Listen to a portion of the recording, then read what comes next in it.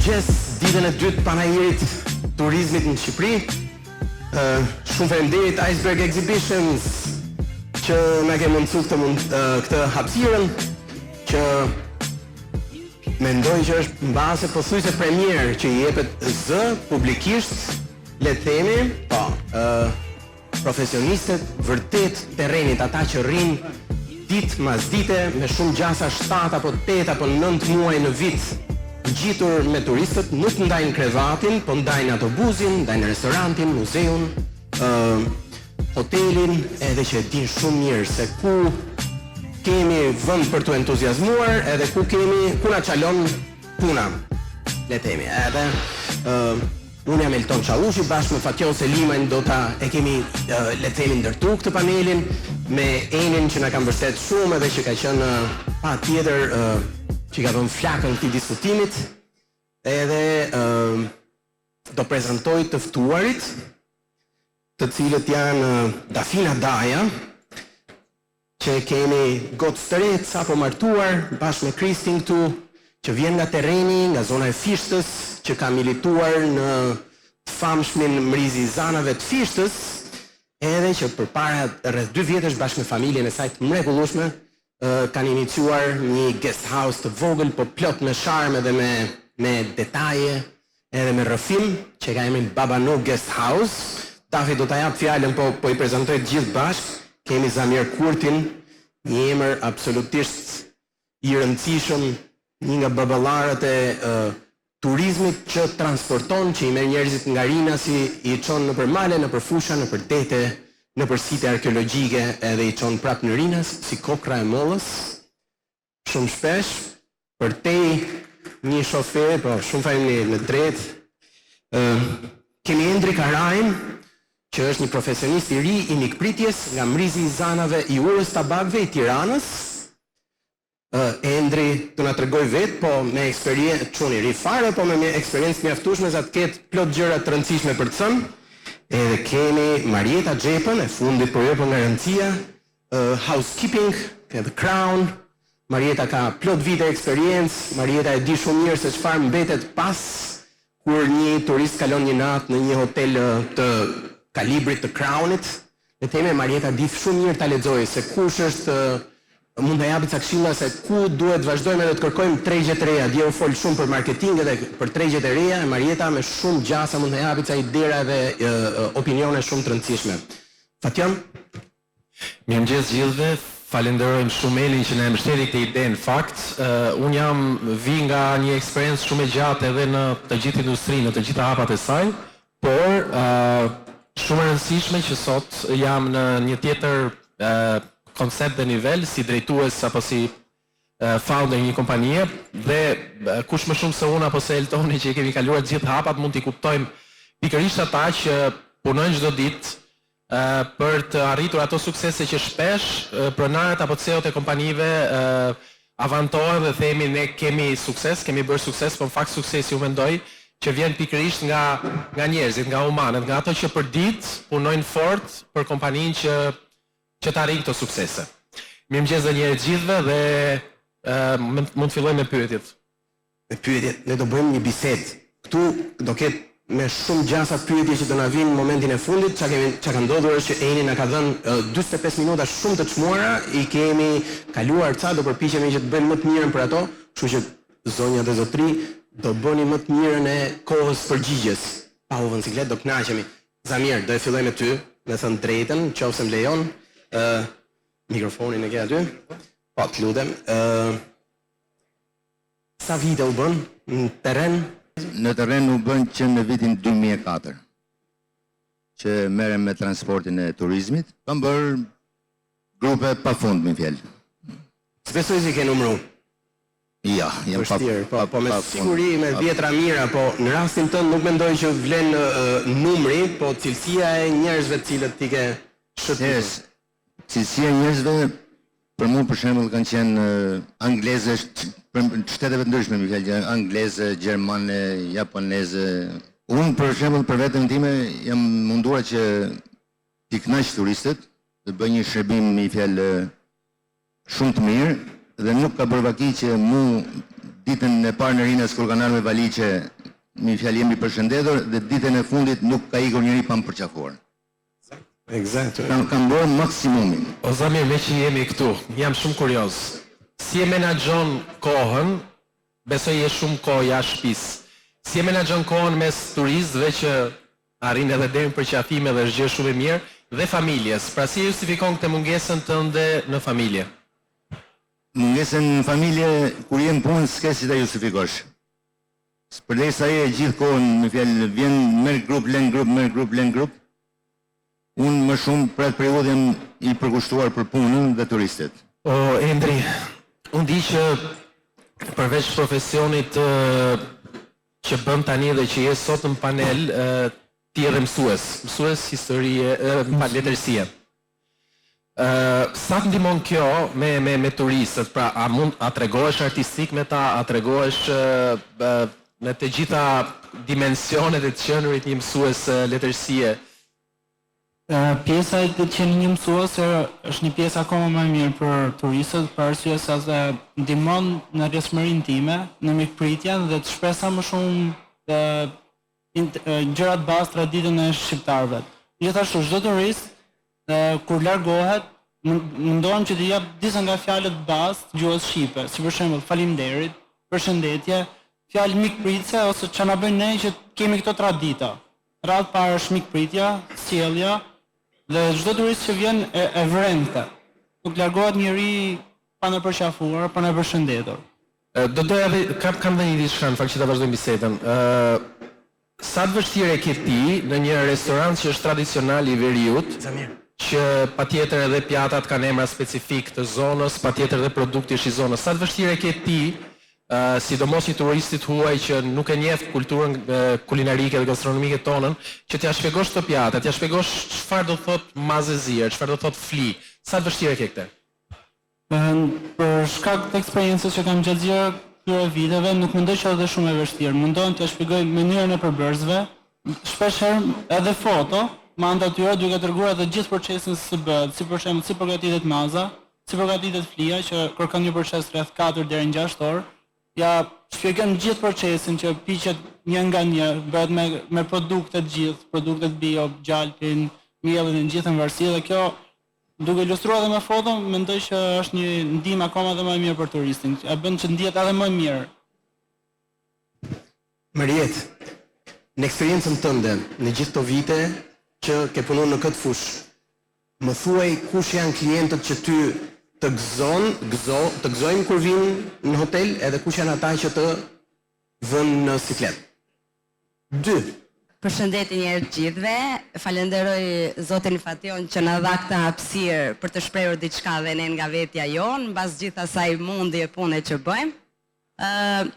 Eksperienca ime është shumë e bukur një herë, si fillim në atë vend ku punoj në ato ambiente kaq të bukura, kam një eksperiencë.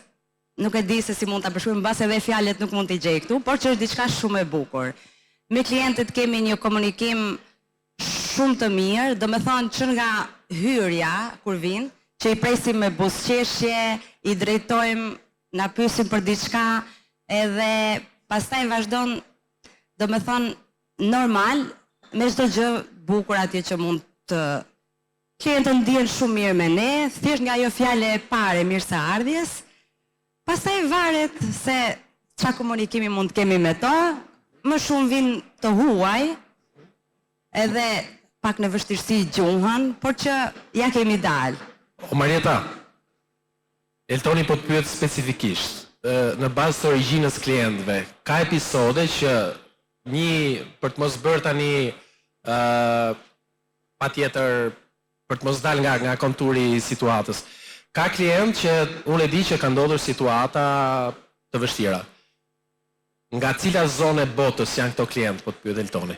Okej, s'do ta them.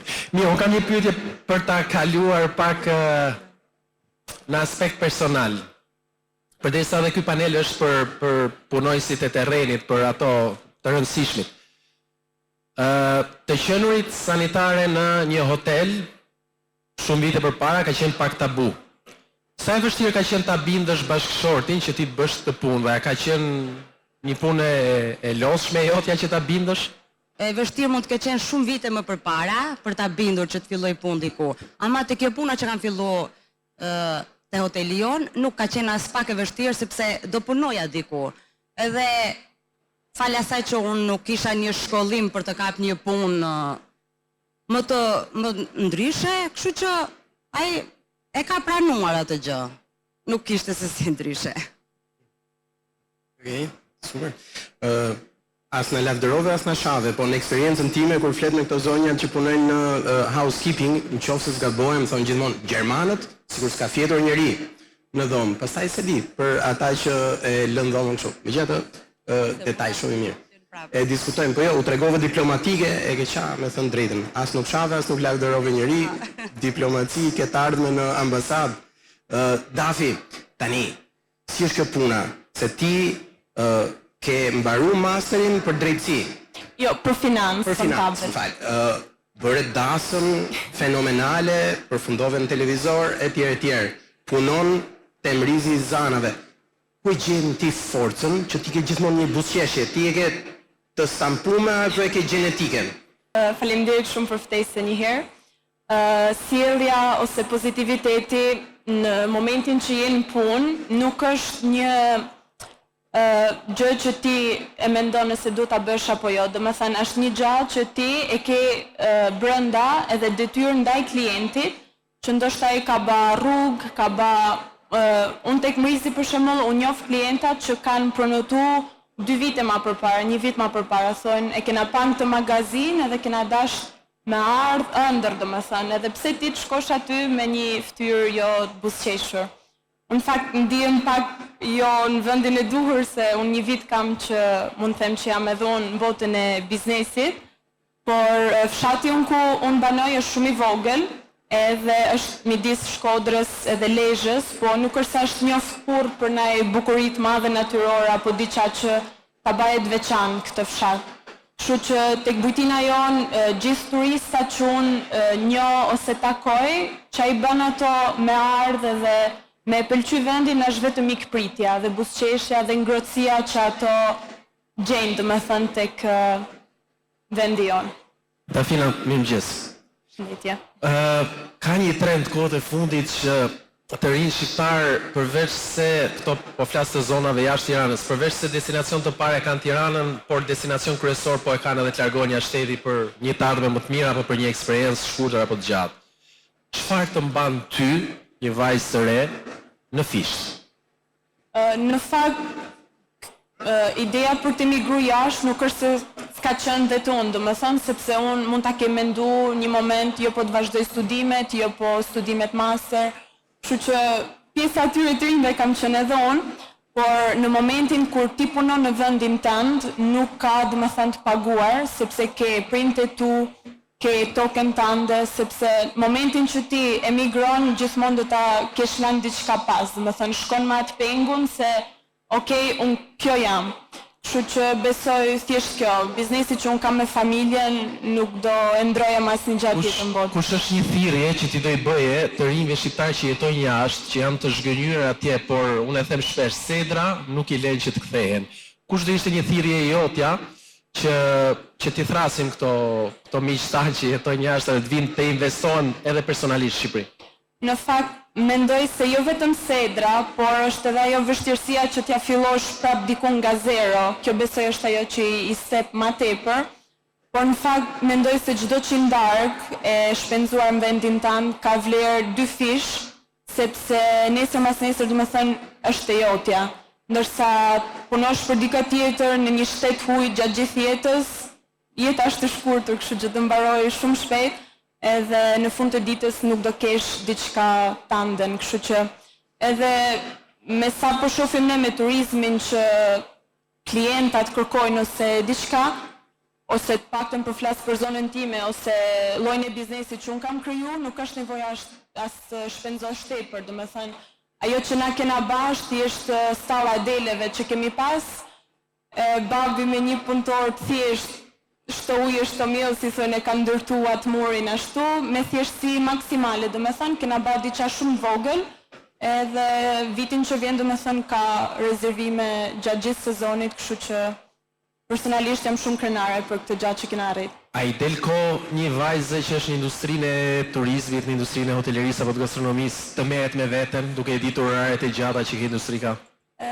Mundohena që atë ditë që kemi pushim, në 6 mëngjesit deri në 10 darkës ti përfundojmë gjitha angazhimet që kena për veten, për familjen, normal. Por, më thënë pa punë nuk është se ndihem faj se po humbas shumë gjëra të tjera, sepse gjithmonë jam mundu me gjetë kohën edhe për pjesën tjetër. Samir, kur e menduam këtë panelin e këtë bisedën, me thënë drejtën ishte kjo dilema që a të ftojmë edhe udhërëfys apo mos ftojmë udhërëfys. Një po unë për udhërëfysët nuk ja qaj shumë hallin. Udhërëfysët e kanë mikrofonin në dorë një pjesë të madhe të vitit, ata kanë shumë më tepër zë. Megjithatë ne bashkë, udhërëfys dhe shofera, kemi qenë ata që kemi dalë edhe kemi zbulu vendin edhe kam dyshimet e mia që ka në një specialist turizmi, veten time rreth parë që e njeh vendin më mirë se sa veçanërisht shoferët. Sa mendon ti që kam bet akoma për të zbuluar nga ky vend? Vë bas që ti sa herë del ti zbulon një restorant tri, ti ke mësuar shumë. Ke mësuar aq shumë gjëra të reja, domethënë surpriza një personazh, një restorant, një ferm, etj etj. Sa ka akoma Shqipëria për të zbuluar për ty? Por Shqipëria ka akoma vende për të zbuluar. Ne bashkë kemi bërë të mi fjallë grupe që herë ti kur ke pas hapë zyrën tënde. Ka vende pa fund po të kërkosh. Ka mënyra të ndryshme, për shembull ka edhe në ambiente familjare në për shtëpia që mund të organizosh dreka e darka e që për mendimin tim ne bashkë kemi qenë kështu që ka ngelur më të kënaqur në një shtëpi kur kanë ngrënë se sa në një restorant për shembull luks. Nëse ty Fatione këtë? Jo, kjo është e vërtetë edhe na ndodh. O Samir, jam kurioz. Ke festuar ndonjë vit ri në shtëpi apo ke qenë gjithmonë me grupe në Shqipëri? Me thonë të drejtën, 6 vjet paktën që unë nuk e bëj vitin e ri në shtëpi, e bëj në Meteora. Me turist besoj. Me turist në grupe spanjolle. Dhe prapë i kthejmë asaj pyetjes, si ja bën o vlla të të pranoj familja kur kthehesh? Nuk po çfarë bësh? Ose do punosh ose do rresh në shtëpi atë. Për fat është Shën Valentini që është pak më qetë apo jo? Si që thonë, Shën Valentin për 14 shkurti është mbase pak më qetë apo jo? Ose është festë për çifte dhe nuk ka grupe, kështu që besoj duhet të jetë në shtëpi na ditë. Shiko, unë me Tonin me thënë drejtën kam bërë shumë grupe që kur ka qenë kujt. Edhe Toni është për mua është i veçantë një fjalë si kujt. Edhe një fjalë se edhe kujta ka të bëjë shumë kur e ke në autobus, sepse ndihesh më i qetë. Di çfarë të flasë, se nuk me thënë drejtën nuk është si janë gjithë kështu. Unë i kam provuar të gjithë një fjalë. Qoftë shërbimin që bën ndaj turistit, qoftë komunikimin, tia çfarë do të flasë. A të ndodh shpesh në autobus që të kesh klient, grupe, që janë shumë gazmor, shumë qefli dhe fillojnë këndojnë, përtasin, a të bezdis ky fakt? Jo, nuk më bezdis fare, sepse A përfshihesh? unë përfshihem me buzëqeshjes, unë jam timon, po ato me fjalë këndojnë e bëjnë spanjollët sidomos për shembull janë shumë qeflin që në qeshin këndojnë. Pra me sa po kuptoj, grupet tuat preferuar janë spanjollët. Ja, s'ka lidhje, për mua janë preferuar gjithë, Mikel. Unë nuk nisem nga ajo që ta bësh shërbimin ose kënaqësinë, për shembull nga bakshishi ose nga ajo që mund të japin ato, unë e bëj se është dëshira ime, Mikel, se unë ti përkushtoj mos e punë ta bëj me qef. Me që jemi të bakshishi, do doja ta pyes se Endrin pak. Sa ndikon bakshishi në një shërbim të mirë? Në radhë parë, besoj që mikpritja është ajo fryti kryesor që një turist ose një klient ndihet i kënaqur. Pastaj, se sa rëndësi është bakshishi, për mendimin tim nuk duhet shikuar kjo. Rëndësishme është që klienti ndihet i kënaqur, ndihet sigurisht në shtëpinë e vet, jo në një restorant apo diku jashtë vendit. Dhe mënyra që ti ta mundësosh klientit një akomoditet akoma shumë të mirë, mendoj që edhe pjesa e bakshishit është varësi dëshirës së tij. Kam edhe një pyetje në fakt. Si është sot me pronarët modern të restoranteve që përgjithsisht po shkojnë drejt një kualifikimi, pra ai që ti bëj restorant, po ka një restorant sot. Si është komunikimi mes të qenurit punonjës me pronarët sot? A është i vështirë? Në rastin tënd që je shef salle, a t'japin lirinë e duhur për të marrë vendime, për të marrë time stafin, për të marrë time furnitorët? Pra si është kjo situata? Jam shumë kurioz. Në ditët e sotme, besoj që kam vite që punoj me këtë punë dhe kur kam filluar për herë të parë nuk është se ka qenë siç është tani. Ke më shumë liri, ke më shumë komunikim, pronari nuk e ke thjesht pronar, për ndratë parë e ke shok, pastaj e ke pronar. Edhe kjo mendoj që ka një lirshmëri që ti mund të merresh me furnitorët, mund të merresh me klientët, nëse klienti ka një paganësi, ti mund ta ndryshosh, mund të bësh ç'të duash, mjafton që klienti ndihet i kënaqur. Dhe mendoj që në ditët e sotme stafi ose shkollimi më të themi në këtë mënyrë i pronarëve, një stil të ri, një angazhim të ri, mendoj që e ka krijuar edhe akoma më afërmitet mes punëdhënësit dhe punëmarrësit. Nuk është në ditët më rrugë. Aleluja, do thoni. Një pjesë e madhe e stafit që mbulon sektorin që ti mbulon, po pronarët janë detyruar që të importojnë krah pune nga Filipinet, Tajlanda, etj. Sa ndihesh ti e rrezikuar nga këto konkurenca e këtyre profesionistëve që vinë nga jashtë? Në fakt ne kemi pasur edhe Filipina në punë, por kjo pjesa nuk ma ka ndikuar fare, sepse nuk ndihemi rrezikuar, sepse kam shumë besim ke vetja për atë që kam dhënë në ato ambiente. Edhe nuk ka të bëje fare kjo konkurrenca. Kështu që janë të mirëpritur, edhe po erdhën. Super, patjetër, kemi nevojë dhe na ndihmojnë. Mariet, a është kjo një karrierë që ti doja rekomandoje mbesës, vajzës, kushërirës, shoqes tënde? Varet, edhe do të rekomandoja me këto që kam kaluar vetë, me kaq gjëra, domethënë do të rekomandoja sepse nuk është diçka që të vën në siklet sepse ku punon, apo varet vendi se ku ndodhesh, që të ngren domethënë në këtë pozicion që kemi. Edhe do të rekomandoja patjetër që ta bënim këtë punë siç bëj unë. Marieta, nëse sot do t'jepi një mundësi të bëje diçka tjetër, apo të hapje diçka tënde, a do ishe e gatshme ta ndrosh punën që kemi diçka tjetër? Më të mirë apo jo, nuk e di, sepse ne dim çfarë lëm, nuk dim çfarë gjejmë, po a do ishe e gatshme ta ndroje dhe a je penduar për zgjedhjen që ke bërë? Në fakt, jo, nuk jam e penduar për zgjedhjen që kam bërë, por për të arritur diçka pak më lart duhet përgatitem edhe pak më profesionalisht. Por në këtë pozicion, jo në një punë tjetër, thjesht për të ngritur pak më lart. Në të njëjtën pikpamje, Dafi, kur përpara në ato ujërat e para, kur ju hapët Babanu Guest House, unë kam pas rastin që ti, unë kam qenë me ca vizitor të huaj edhe ti ke thënë, hajdeni pak të shtëpia, ky është plani jon, duam bëjmë të guest house-in, dilema jon është a ti mbajmë delet apo jo, a të mbetemi me krenari fshatar, apo të shkojmë në Shkodër, në Tiranë, apo në Itali, apo në Angli, edhe të bëhemi qytetar. Sa është kjo dilema, sa të ve ty në... Se ti e gocë ultramoderne, ti mund t'ishe nga Stockholmi, nga Tirana, nga Roma, nga Milano, etj. Ndërkohë që ti i mban këmbët fort në fshat edhe se ke asnjë lloj kompleksi që mu më mregullon, që ti s'ke asnjë lloj kompleksi nga kjo. Ne si me mësues të tillë, apo këto ne për 100 arsye të ndryshme e patëm për turp që jemi lindur edhe të rritur në fshat. Edhe mua më mregullon i gjithë komuniteti juaj se si e përjeton këtë origjinën e vet me kaq dinjitet, me kaq krenari, me kaq entuziazëm. Është e vërtetë që ti bashkë me grupin që erdhët për vizitë, në fakt ajo ishte më shumë një stepje për t'i mush menjen babit, se babi ishte kështu, po ç'a bëj ti në këtë, se këtu s'vjen kush. Sepse në fakt një turist që shifshe edhe thonin për të ka humb rrugën i shkretit s'di ku po shkon. Sepse fshati është shumë i vogël edhe nuk është se ka fare lëvizje ose kështu. Edhe kur erdhët atë ditë, babi që i thoshte, po si mendoni ta bëjmë butinen diku sa marrë rrugës apo ta lejmë këtu te delet? Ato thoshin jo, i merrshin atëherën e plehut dhe ne që thonin po këta janë në rregull. sepse është kjo natyra, pra tërheqja që ti mund kesh me natyrën, me kafshët, sepse njerëzit për këtë vinë, fakt.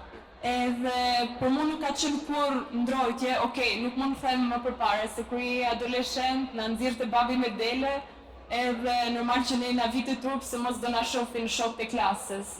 Po vjen një kohë kur ti je shef se nuk është turp punosh, nuk është turp merresh me fermë, nuk është turp trisësh produktet e tuja, nuk është turp të hash shëndetshëm, kështu që kjo është që klientat e mi edhe vlerësojnë, domethënë, sepse vinë aty.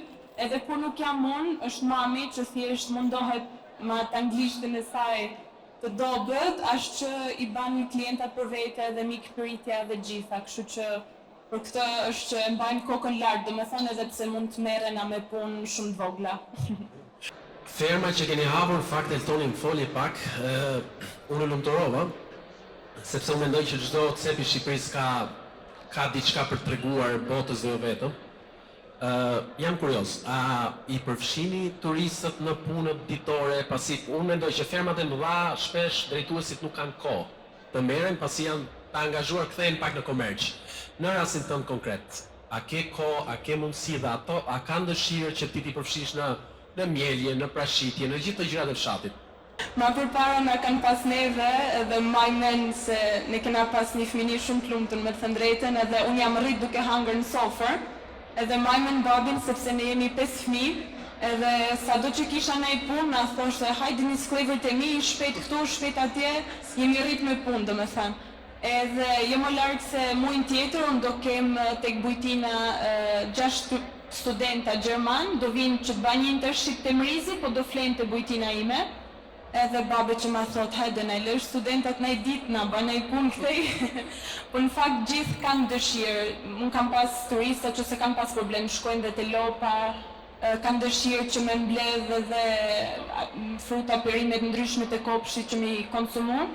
Edhe në fakt kjo është edhe një ide që unë kam për në vazhdim, domethënë, kena dëshirë që të bëjmë një ambient vogël, që pse jo turisti që vjen të mundet gatuj edhe vetë, domethënë drekën ose darkën e tij, sepse ne nuk është të përdojmë as kimikata, as diçka, thjesht plehun e deleve që kena nga ferma, kultivojmë edhe kopshtin ton, kështu që besoj edhe gjithë klientat që kanë ardhur na kanë kërkuar dhe vakte.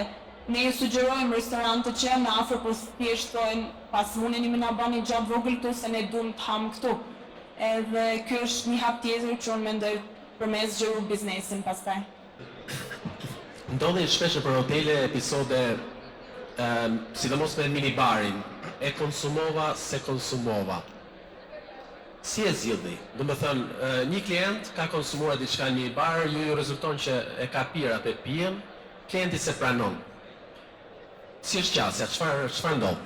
Është një problem i vogël do të thoja, por na ka ndodhur disa herë, mbase nuk kemi gjetur dhe zgjidhje, sepse klienti nuk e ka pranuar që e ka marrë, edhe ne se kemi pranuar që se kemi vënë, dhe kështu që ka ndodhur, por që e kemi zgjidhur në fund. Ka qenë diçka që Ka thënë një artist shumë i madh italian, Totò, e io pago, edhe në fund është pronari që gjithmonë paguar. Kur ju vjedhin peshqirët, ç'a ndodh? edhe kjo ka ndodhur, Fatjo. I vodhën, i morën. Tani, s'kishim s'banim. Marieta, Edhe ajo ndodh që... duhet ta majmë fort se do në shkoj ke Ministria e Integrimit, nuk kalon asnjë, domethënë nuk i bin qaf asnjë komisie. Bravo Marieta, me thënë drejtën, etikisht kjo është perfekt, është eksakt ajo që duhet ndodhi. Pastaj mbas kulisave flasim ne dhe i shajmë i largërojmë si ma qevi, po kështu publikisht po ke shumë drejtë. Unë shoh këtu që keni kolegë fantastika, kupton nga terreni e tjerë, ca emra jashtëzakonisht rëndësishëm, mjalt në atë që është rrëfimi shqiptar, jo shofera, se realisht dje kishim ministrinë, Agjencinë Kombëtare e Turizmit e tjerë, dhe shpresoj që do jepet rasti që ne të kemi një dialog jo për t'i dhënë për t'i bo qefin njëri tjetrit, po se sa detaj teknik, se sa mund të mësojmë ne nga njëri tjetrin, qofse arrim ta kalojmë këtë kompleksin që dëgjoj se duhet specialisti i turizmit që e di më mirë, po siç e di Zamir Kurti, turizmin kam dyshimet e mia që e njeh njëri, me thënë drejtën, e tjerë, dim vetë kush janë. Shiko, për të arritur një standard në turizm, për shembull flasim për Shqipëri, ka disa mungesa, për shembull flas për transportin. Parkingjet në Tiranë, për shembull, në kohën e vizitave, ne kemi shumë problem. Është shumë problem i madh, sepse unë dalej aty, polici më vjen aty, më fjalë dhe më thotë ik, turisti më fjalë zbret me shpejtësi më të madhe, më fjalë dhe nuk ngjitet mirë. Për mua Tirana për shembull është shumë problem. Shumë problem. Vendi në Tiranë ka sa dush, qoftë mbrapa Pallatit të Kulturës, qoftë nuk është parking permanent gjithë natën, po të pakën për orarin e vizitave siç e kanë gjithë vendet e tjera që rrin 2 orë gjys. A jeti dakord që ta bëjmë si Dubrovniku që të ndalosh autobusin kushton 80 euro, apo? Sa ta ndalosh sa ti ulesh? Po jemi se ka dhe Budva ka vende 2 orë gjys, rrin gjithë autobusat, marrin vizitat e ikin. Okej. Nuk është të aty ku është për të bërë me pagesë dhe bëhet pagesë s'është problem. A kemi një shoqat të transporteve turistike që të ulet me Bashkinë e Tiranës, me çdo institucion që Shiko, i që janë bërë përpjekje, po qartësi. Jo, përpjekjet për mendimin tim bëhen për interesat e veta personale, sepse shoqata është, por më fjalë asnjëri nuk merret për këtë punë. Qoftë për atë, qoftë për standardin e transportit, sepse në turizëm përfshihen edhe autobuset e funeralit dhe autobuset e shkollave. Nuk janë shumë kompani në Tiranë për shembull që bëjnë përsëdhje, që zgjedhin autobusin, shoferin, shërbimin. Por merr për çmim. Dhe unë për shembull kam një eksperiencë shumë të madhe se kam punuar me të gjitha kompanitë dhe janë shumë pak, një fjalë ata që zgjedhin. Për mua një fjalë që këto vitet e fundit që i kam ndarë ato është Albanian Trip dhe Past and Present që bëjnë përsëdhje, transporti, shoferi, e gjitha gjërat. Që Shoferi që ambasadori kërkojnë një standard, është normal që shoferi kur të vija shoferi me shapka me gisht, sigur ka në shkollë aty edhe me një veshje kështu nuk di çfarë them aty. Për mendimin tim kjo është një problem që duhet të zgjidhet, duhet të jepet. Ndërkohë ne Elton atje në fshat kena parkim plot, s'kemi drita. Edhe ne kemi këtë problemin se gjen klienti rehatohet, sistemohet, i ken drita. Që ndodhi? Jo se dim, jo s'na kanë lajmëruar, kështu që Shikoj, është tjetër gjë kur t'i kin dritat, është tjetër gjë kur vjen policia aty dhe do t'i ik. jo, ne. Është edhe stresuese. Tek pjesa e dritave në fisht, tek vendi gjegjë fishtës, ato kthehen edhe kthehen në kohën e fishtës së madh që shkruan te miqëri, kështu që nuk është një problem i madh, mendoj unë.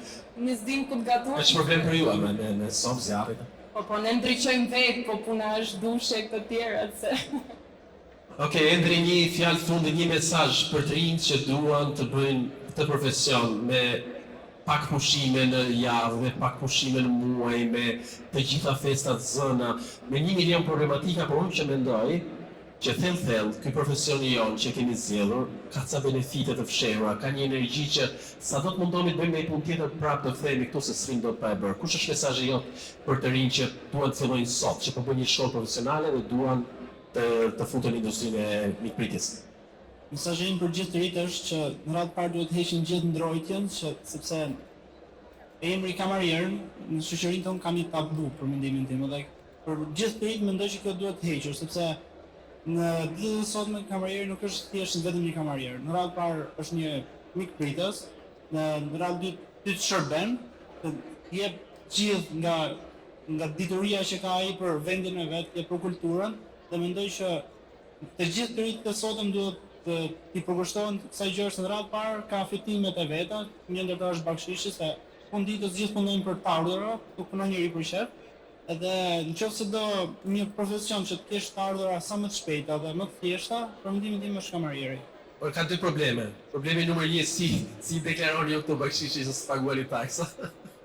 Dhe problemi numër 2 që s'është problem fakt, por është një pyetje ime. A do e shije veten 60 vjeç si kamarier apo shef sallë? Unë kam eksperiencë gjatë në Itali dhe unë atje kënaqen sepse ka shumë mosha të mëdha që bëjnë akoma kamarierin apo shef në sallën si moshë shumë madhore. Ti e shef vetën në një profesion, pra e shef në long term të si punë? Jo, siç e dini, unë punoj si mësues, edhe e kam zgjedhur këtë profesion për arsye se babai im është mësues, edhe kam pas gjithmonë në ëndër që të bëhem dikush një ditë, por Edhe pas shumë vitesh e shikoj të veten time që të punoj shef sallë ose kam marrë diku tjetër. Nuk e kam fare për ndrojtje, përkundërzi. Për mua është një arritje sepse kem vënë që të merrem me turistët, të merrem me klientët, më motivon që të bëhem edhe më i mirë për veten time, se takoj kultura të ndryshme, takoj njerëz nga gjithë bota dhe marr pak nga kulturat e tyre. Dhe kjo pse jo, edhe në të ardhmen po të pa dhe një profesion të mirë, një vend të mirë, pse jo. Super. Kam Elton, pa dashur të ndërhyj, kam një pyetje të fundit për Marietën në fakt. Në disa nga vendet elitare të Tiranës dhe jo vetëm vinë shumë njerëz të rëndësishëm. Ti vetë personalisht, dua eksperiencën tënde dhe jo të grupit, jo të skuadrës.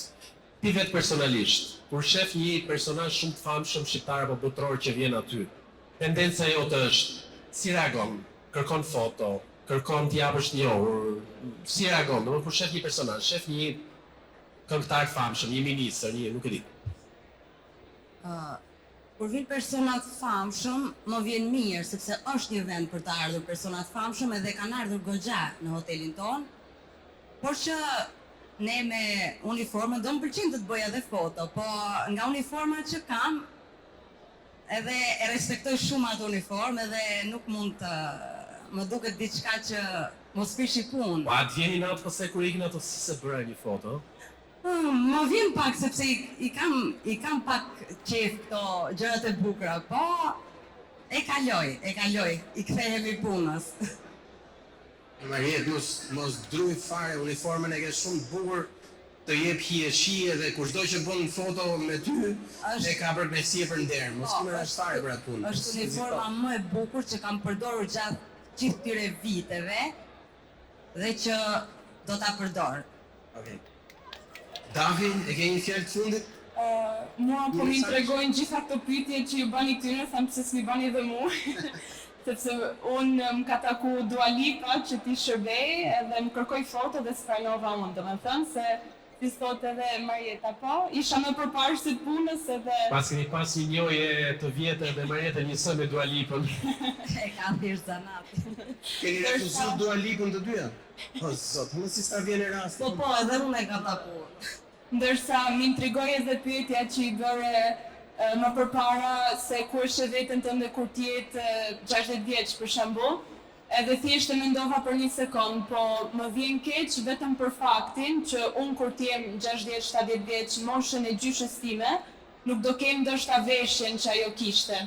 Sepse ne shohim në zonën tonë gjitha nana, gjyshët tona, ndonjë ditë dielën kish për shembull, që kanë veshjet zadrimore, veshjet mirditore, po nana tona nuk i kanë ma dhe ne sa do mundohna për najdasëm diçka t'i rikthejmë, nuk kanë për ta pas kur atë ndjesin që të veshen për ditëshmëri, domethënë. Kështu që kjo është një synim tjetër që unë i kam vendos vetes time për mi promovu sa më tepër, domethënë që të mos na humbasi. Kjo është një punë që duhet bëjmë gjithë ne bashkë. Unë jam i idesë që çdo fshat turistik dhe bravo Fishtës, bravo Valbonës, bravo Stopojës, që bëjnë shumë punë të mirë në mikpritje, por ajo që unë kam ngul gjithmonë është që çdo fshat nuk duhet merret vetëm me bujtina, nuk duhet merret vetëm me restorante.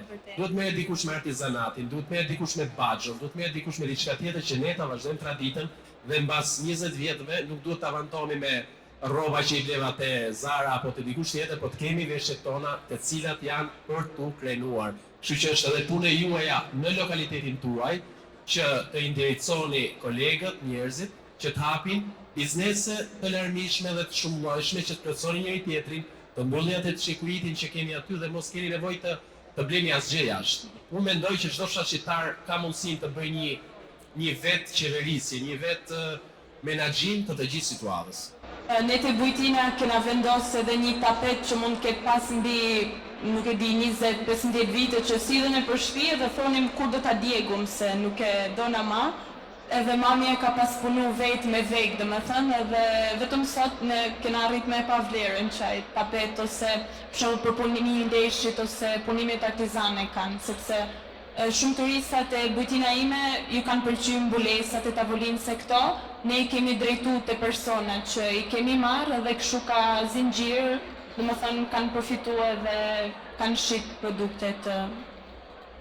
Pa dashur dal nga tema, do e shtoj vetëm diçka te pjesa e uniformës që shpesh herë na step. Për mendimin tim që çdo turist që kënaqet në fund kërkon një foto, në radhë para shkujtim për turistit, por mendimin tim më shumë është shkujtim për mua që më i kam shërbyer atij.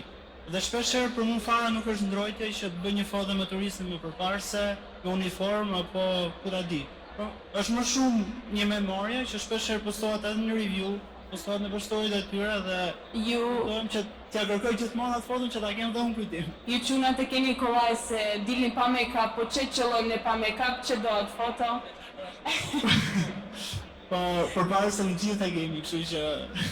Jo, është ajo që kur na e kërkon klienti foton, shkojmë e bëjmë me qef, ama ne nuk mund t'ja kërkojmë, sepse ndoshta ndihet keq ai. Prandaj e kemi këtë pjesën e...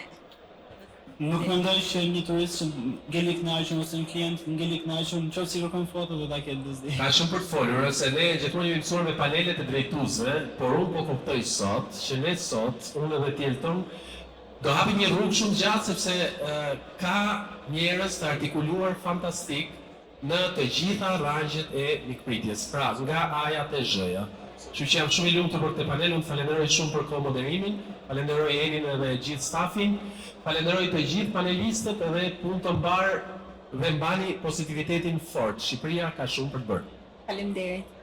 Faleminderit. Shumë faleminderit, eksaktësisht Enin, faleminderit. Shpresoj që kjo eksaktësisht si thotë Pationi hap një rrugë për panairin e radhës, koha do fluturoj, do vi dita me shpejtësinë e dritës, edhe do propozoja që ne të kemi një kanal ku diskutojmë transportet, ku diskutojmë ushqimin, ku diskutojmë rrëfimin, ku diskutojmë muzeologjin, edhe tjerë, dhe ta çojmë diskutimin natyrës teknike dhe me këmbë në tokë, edhe do jetë fantastike. Kjo është një fillim fantastik që shpresoj. Fakion, vazhdo me po tripin, është eksaktësisht ajo që na duhet në këtë pikpamje. Shumë faleminderit goca çuna, gjithë atyre zamierë ti përmene pa drejt, ta tregoj unë kur dalim që këtu, dy kompani këtu që janë shumë mira, po jam shumë dakord, këtu janë kompani fantastike, të gjithë bëhen copash, edhe shumë faleminderit gocave të çunave, në terren, në zyra, në online, në komunikim drejt për drejt, patëm vjetë, patjetër me vështirësi një sezon suksesshëm, mendoj përgjithsisht edhe urime e të na shkojmë varg këtë vit dhe dalim gjithë bashkë.